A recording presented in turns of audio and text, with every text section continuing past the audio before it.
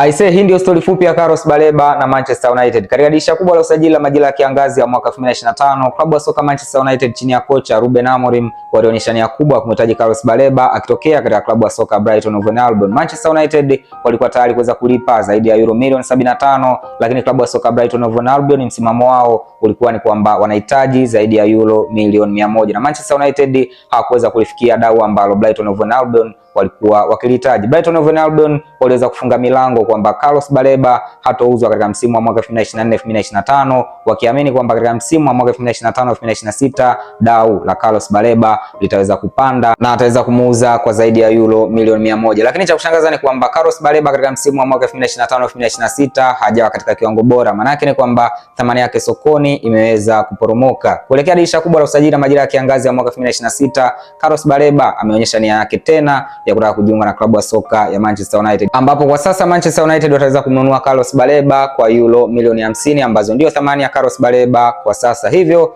huenda uvumilivu wa Manchester United ukaweza kuwalipa katika msimu huu endapo watafanikiwa kumnasa Carlos Baleba ambaye ni kiungo mkabaji, na Manchester United kwa sasa wana uhitaji mkubwa wa kiungo mkabaji mara baada ya Casemiro kutangaza kwamba ataweza kuondoka.